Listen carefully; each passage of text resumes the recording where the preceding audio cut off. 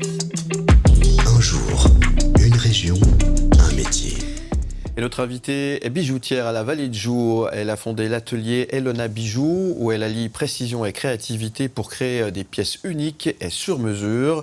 Formée à l'école technique et forte d'une expérience auprès de bijoutiers renommés en Suisse, elle transforme l'or et les pierres précieuses en véritables œuvres d'art. Inspirée par son environnement et engagée pour une production durable, elle garantit un travail 100% suisse mêlant tradition et innovation.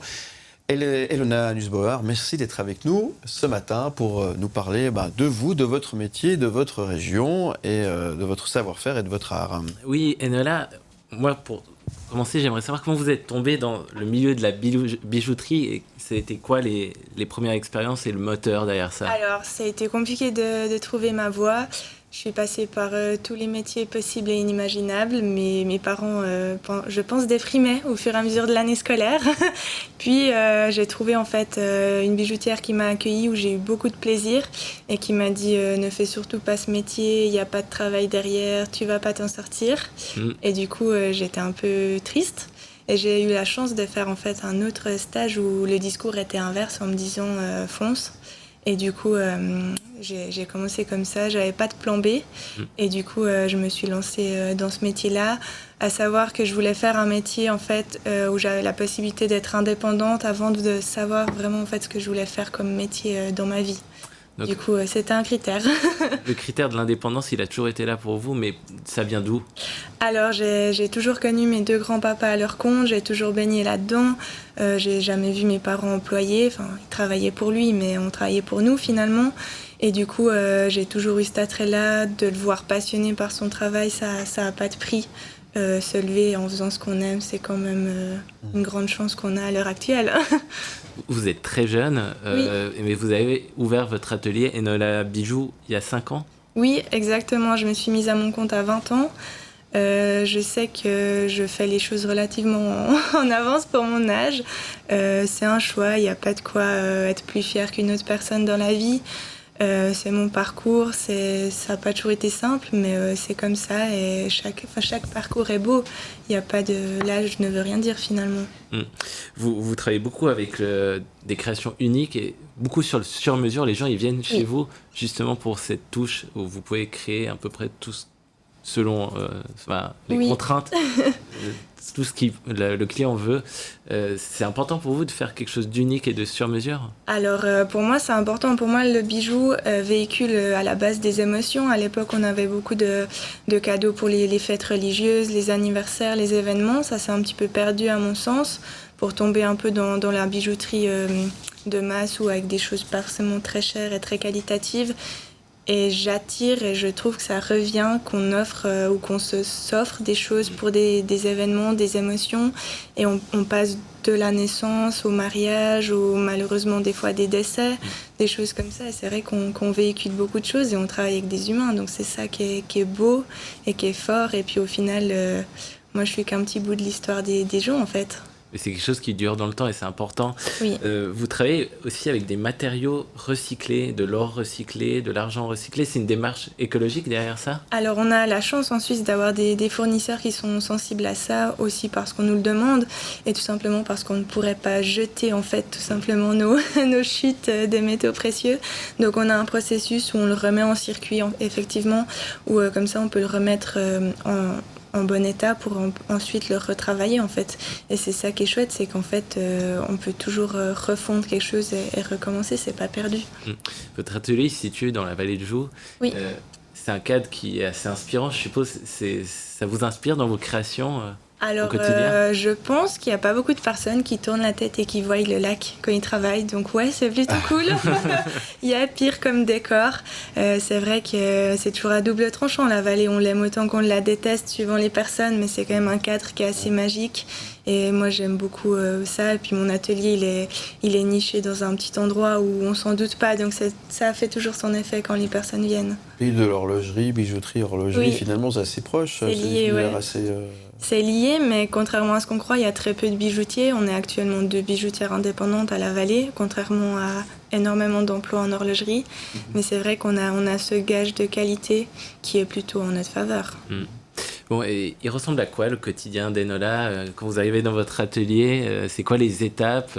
Alors, On y se a lève pas tôt vraiment... ou pas? Oui, moi je me lève tôt. Je me lève à 5h, 5h30 le matin. Je suis du quand même. matin. Ouais. J'aime me lever tôt, j'aime ça. Il n'y a pas de quotidien quand on est indépendant, mais si on prend une journée à l'atelier, j'arrive en général de bonne heure. Pour ma part, je commence par lire mes mails, répondre aux clients, faire les différentes démarches. Oui, parce qu'il n'y a pas que la fabrication de bijoux qu'on est indépendant en fait. Exactement, quand on est indépendant, c'est une globalité. Moi, j'aime ça, tout le monde n'est pas fait pour. Mais on fait les démarches nécessaires. En fait, plus vite c'est fait, plus vite je peux aller à l'atelier, à l'établi, pour en fait faire les commandes pour mes clients ou des créations pour des événements. Et après, des fois, j'ai des rendez-vous clients. Et par exemple, comme aujourd'hui, je suis venue plutôt sur Lausanne. Et après, j'ai aussi des soirées ou des événements pour entrepreneurs ou du relationnel finalement. Et concrètement, là, vous avez des bagues, elles sont très belles. Vous travaillez avec différents motifs, du brut, c'est du lisse, enfin, c'est très très beau. Une bague comme ça prend combien de temps à fabriquer? Alors, par exemple, celles-là, elles sont décuplées parce qu'elles se font en plusieurs étapes, mais on peut être entre 2-3 heures à 7-8 heures de boulot suivant les choses. Mais en fait, des fois, c'est par étapes. Il y a des choses qu'on ne peut pas faire en entièreté à l'atelier, donc il faut prendre ça en compte. Après, il y a ça, si on pousse un peu le truc, on va jusqu'à la photo pour mes réseaux sociaux, pour mon site internet, plus la publication sur les réseaux. Donc, ouais, il y a pas mal de boulot. Je vous ai demandé de prendre un objet fétiche de votre atelier. Vous l'avez entre les mains, c'est un bloc de bois taillé. Est-ce que vous pouvez nous raconter son histoire? Alors, il a 10 ans. Ça s'appelle une cheville.